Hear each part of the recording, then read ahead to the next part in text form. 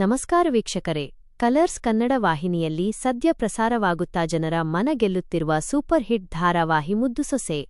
ಈ ಸೀರಿಯಲ್ನಲ್ಲಿ ವಿಧೇಯ ಸೊಸೆಯಾಗಿ ವಿದ್ಯಾ ಅನ್ನೋ ಪಾತ್ರದಲ್ಲಿ ಅದ್ಭುತವಾಗಿ ನಟಿಸುತ್ತಾ ಮನೆಮಾತಾಗಿರುವ ನಟಿ ನಿಮಗೆಲ್ಲ ನೆನಪಿರಬಹುದು.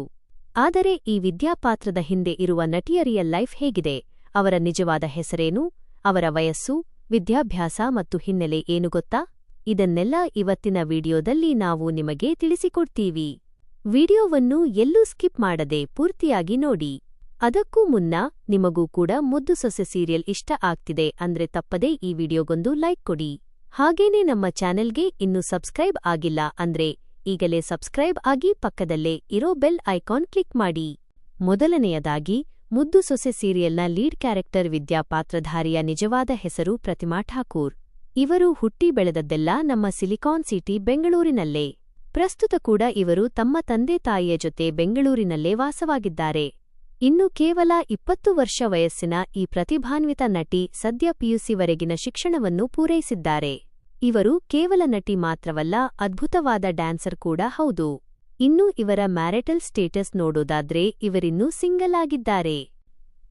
ಇನ್ನು ಪ್ರತಿಮಾ ಠಾಕೂರ್ ಅವರ ನಟನಾ ಪ್ರಯಾಣದ ಬಗ್ಗೆ ಹೇಳಬೇಕಾದ್ರೆ, ಇವರು ಬಣ್ಣದ ಲೋಕಕ್ಕೆ ಕಾಲಿಟ್ಟಿದ್ದು ಕಲರ್ಸ್ ಕನ್ನಡ ವಾಹಿನಿಯ ದೊರೆಸಾನಿ ಸೀರಿಯಲ್ ಮೂಲಕ. ಇದಾದ ನಂತರ ಇವರು ಅದೇ ವಾಹಿನಿಯ ಅಂತರಪಟ ಧಾರಾವಾಹಿಯಲ್ಲೂ ಒಂದು ಪ್ರಮುಖ ಪಾತ್ರದಲ್ಲಿ ಕಾಣಿಸಿಕೊಂಡು ಸೈಯೆನಿಸಿಕೊಂಡರು.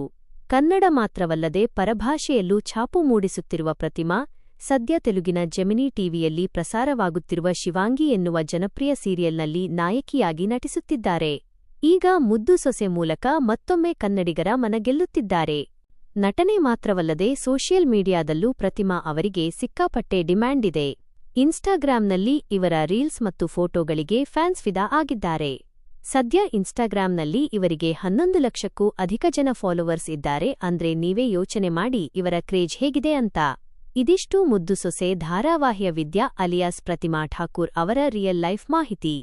ನಿಮಗೂ ಇವರ ನಟನೆ ಇಷ್ಟನಾ ಮತ್ತು ಮುದ್ದು ಸೊಸೆ ಸೀರಿಯಲ್ನಲ್ಲಿ ಇವರ ಪಾತ್ರದ ಬಗ್ಗೆ ನಿಮಗೇನು ಅನ್ಸುತ್ತೆ ಅನ್ನೋದನ್ನ ನಮಗೆ ತಪ್ಪದೆ ಕಮೆಂಟ್ ಮಾಡಿ ತಿಳಿಸಿ. ಈ ಮಾಹಿತಿ ಇಷ್ಟವಾಗಿದ್ದರೆ ವಿಡಿಯೋನ ಲೈಕ್ ಮಾಡಿ, ಶೇರ್ ಮಾಡಿ. ಧನ್ಯವಾದಗಳು.